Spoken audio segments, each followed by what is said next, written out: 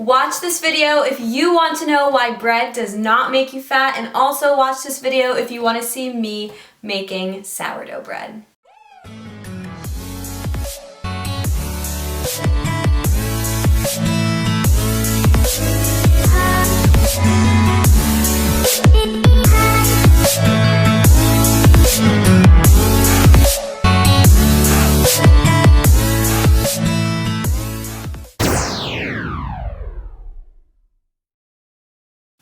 What is going on, plant peeps? My name is Rose. I am a vegan fitness coach for women.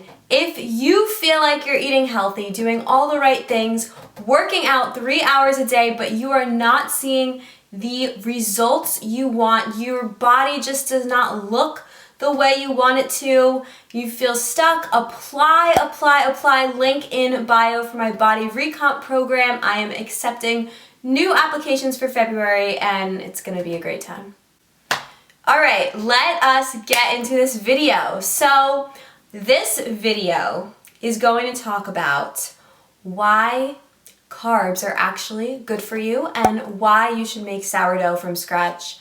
Once you see how good this bread looks, you are going to Google how to make sourdough starter, and it's gonna be the best decision ever, I promise. I have a lot of respect for my ancestors, and I want to dedicate this video to them because bread making is no joke. You have to plan your entire week schedule around the day you want to bake this bread, because sourdough, it's like every 45 minutes you have to do something. Up, down, up, down. That is why the blue zones, those populations that live forever and ever and ever, live forever and ever and ever, because all they do is get up, go make bread, sit down, stretch the bread, get up again, down, back. They're always up. They're always on their feet. But seriously, making sourdough is amazing. But before we get into me being a bread baker, I want to talk to you guys about carbs. Carbs. Oh my gosh, carbs. Just hearing the word makes you gain weight, right? I think that everyone at one point in their life has had misinformation about carbohydrates. So what happens when we eat carbs? Grab your glasses, grab a notepad, grab a snack. This is going to be a long one. We're diving right deep into the science because science is really cool. Okay, so when we eat carbs, one of two things could happen. One is that we oxidize the carbs, so burn it off as heat through our workouts, through our day-to-day life, because carbs are our body's preferred fuel source. And then the second thing that can happen is the thing that is very rare: hepatic de novo lipogenesis. I'm gonna say that again for the people in the back. Hepatic de novo lipogenesis. That word just sounds exhausting. Like, why even do that? And our bodies don't like doing that. So hepatic de novo lipogenesis is when our bodies will turn those carbs into fat. And that is a misconception, a big myth that is what happens. But that is not true. This is how you get fat. So we get fat, or we gain weight, when we are eating more calories than we are burning. In theory, you can eat all the bread that you want if you are not going over your calories. Each food that we eat throughout the day will have different proportions of carbs, fat, and protein. If all of the foods that we eat throughout the day are below the caloric needs of our body, we're not going to gain weight. But eating any macronutrient in excess will tip your calories over what you need to maintain this weight, and then you will gain weight. So our bodies process these macronutrients differently, and the carbohydrates are processed as fuel. Our bodies want to store them as glycogen in our muscle cells, in our liver, so when we're walking up a flight of stairs, we need a boost of energy. When we're working out, we need a boost of energy. When our brains function, we need a boost of energy, and it can pull from these storages and give us the energy we need when we need it. So this de novo lipogenesis spiel thing is really costly for our body. For our bodies to do this, they have to expend a lot of energy, and they don't want to do this. They want to store it as fuel, as a storage in case you need it later. So this carbs getting transformed into fat does not happen. And if you don't believe me, there are 2 studies that I want to bring to your attention.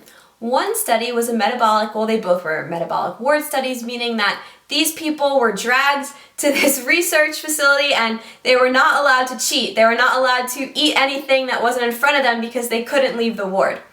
Anyway, so the first study was trying to see if people can lose more weight by eating a primarily high carb diet or a primarily low carb diet. And this isn't vegan, this isn't whole food plant-based, these were actually like refined carbs. So what they did is they put the people in a caloric deficit, so the calories were the same in the high carb group and in the low carb group. And then they wanted to see if people could lose more weight, either on a high carb or a low carb diet. Results, they lost the same amount of weight. So it makes no difference whether you are eating high carb for weight loss or low carb for weight loss if you are in a caloric deficit like I explained before.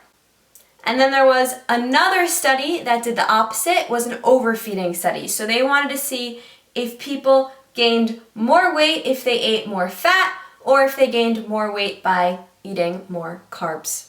Again, they gained the same amount of weight. It makes no difference whether the excess of macronutrients is coming from the fat or it's coming from the carb. So, moral of the story, as long as you are not overeating, you can eat as much bread as your heart desires.